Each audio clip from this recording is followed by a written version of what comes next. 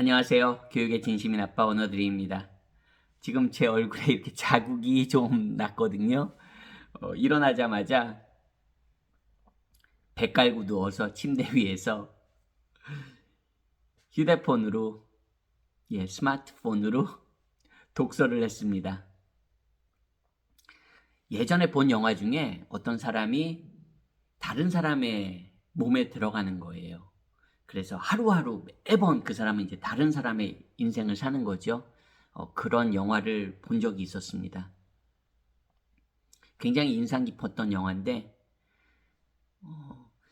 제 와이프랑 같이 봤는데 와이프는 그게 일본 원작인 줄 알았더라고요. 근데 저는 또 우연히 그 학생들을 위한 추천 도서를 검색하던 중에 영어로 된 원작을 찾아냈습니다. 10대 학생의 이야기인데 매일매일 다른 사람의, 다른 성별의 하루하루의 삶을 사는 겁니다. 어떨 때는 백인으로, 어떨 때는 흑인으로, 어떨 땐 여자로, 어떨 땐 남자로, 다양하게 뭐 아시아 인종이 될 수도 있겠죠. 독서하느라고 배 깔고 침대 모서리에 얼굴 이렇게 대고 밑에 휴대폰 놓고 그냥 희한하게 독서를 한 것 같습니다. 독서를 한다는 즐거움은 여러분 상상 이상입니다. 제가 이번 영상에서 독서 얘기를 하자는 건 아니고요. 저는 영국에서도 살고 한국, 그리고 캐나다, 말레이시아 이렇게 여러 나라에서 그래도 산다는 표현을 할 수 있을 것 같습니다. 왜냐하면 단기 어떤 여행이 아니고 말 그대로 저희 가족이 터를 잡고 사는 곳이기 때문에 그래도 그렇게 얘기할 수 있을 것 같아요.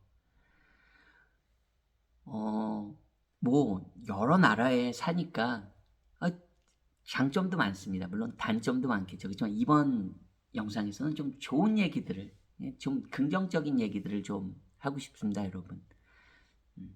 영국에서 생활하면서 그때는 이제 제가 젊은 시절이었고 가정이 없을 때니까 저 혼자였죠. 정말 열심히 공부했던 것 같습니다. 정말 최선을 다해서 살았던 것 같고요. 물론 하루하루가 모두 다 즐겁고 행복했다고는 생각하지 않습니다. 외로운 날도 있었고 힘든 날도 있었고 슬픈 날도 있었겠죠. 하지만 정말 열심히 최선을 다했던 것 같아요. 그래서 그런 마음이 많았기 때문에 또 제가 캐나다행을 선택할 수 있었고요. 물론 캐나다에서도 정말로 최선을 다해서 살았습니다. 하지만 뭐 제 능력의 부족도 있었고, 그리고 뭐 핑계 같지만 그런 나이나 이런 거에 캐나다가 나이에 제약은 없는데요. 제 스스로 만든 그런 제약 때문에 더 큰 제가 원하던 그런 큰 꿈을 펼칠 수는 없었던 것 같아요. 그리고 뭐 한국은 제가 태어나고 자란 나라니까 가장 오랜 시간을 보낸 곳이고요.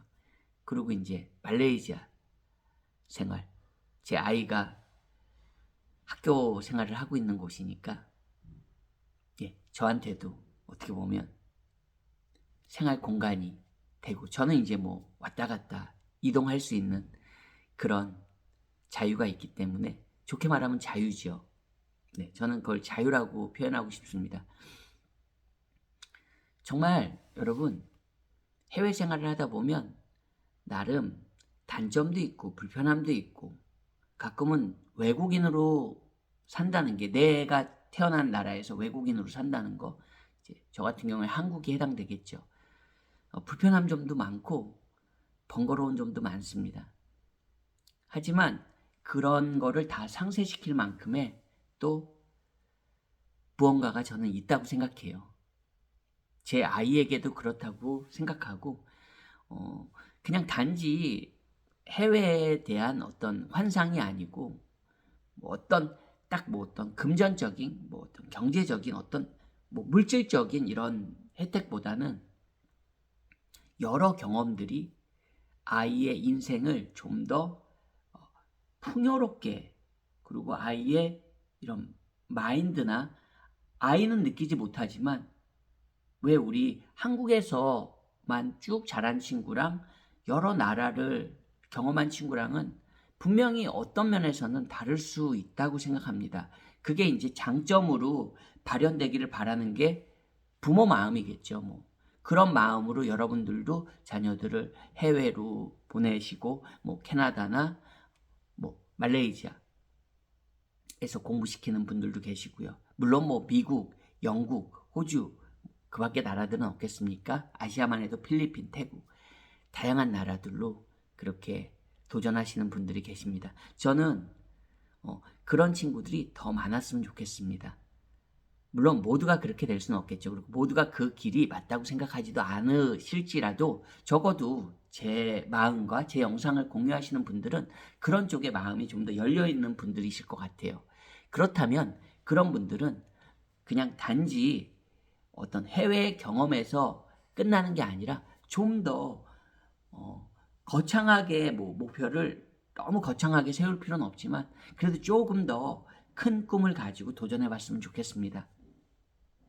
한국에서는 많이 어려운 그런 목표들도 이 한국 밖에 나오면 좀 더 조금은 더 이렇게 내가 잡을 수 있는 그 가시적인 목표가 될 수 있거든요.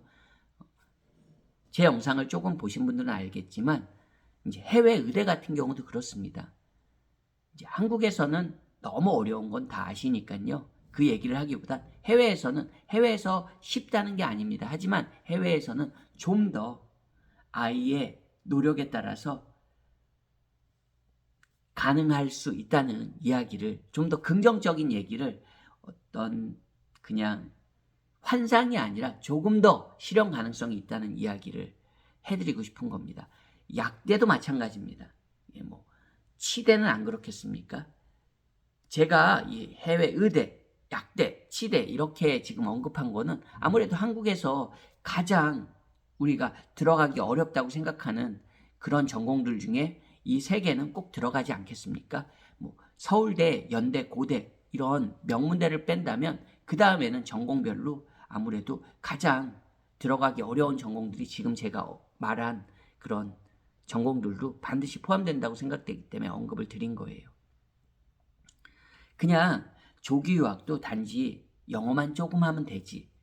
그것만으로도 뭐 소소한 목표가 될 수 있겠죠. 하지만 조기 유학이라는 게 참 큰 결정이잖아요. 아이의 인생에서도 가족의 그런 삶에서도 굉장히 큰 결정입니다. 그렇기 때문에 그냥 단지 영어 잘하면 돼. 그냥 한국에서 이런 한국의 입시 체계를 벗어나서 좀 더 자유롭게 크면 돼. 그것도 좋은 목표고 좋은 방향이지만 조금 더 명확한 목표를 가지고 나가실 때 좀 더 좋은 결과들을 얻을 수 있습니다. 늘 말씀드리지만 너무 작은 거에 힘들어하지 마세요. 지나고 나면 정말 아무것도 아니거든요. 예를 들어서 단적으로 말레이시아 국제학교 입학하는 거에 너무 걱정하지 않으셔도 됩니다. 국제학교라는 건 국제학생을 없어서 오히려 문제죠. 국제학교 측에서는 한국 학생들이 온다 그러면 얼마나 좋아하겠습니까?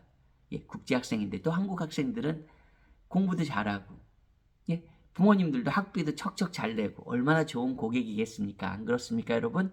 즉 너무 그런 작은 내 아이가 국제학교를 갈 수 있을까 이런 걱정보다는 내 아이가 그런 국제학교를 통해서 캐나다 조기 유학도 마찬가지입니다.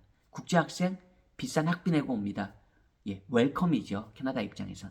그렇지만 그런 캐나다나 말레이시아를 발판으로 우리 아이들이 좀 더 큰 세상에서 큰 목표를 가지고 그리고 좀 더 조금 더 대우를 받고 자존감 있게 일하는 그런 큰 아이들이 됐으면 좋겠습니다.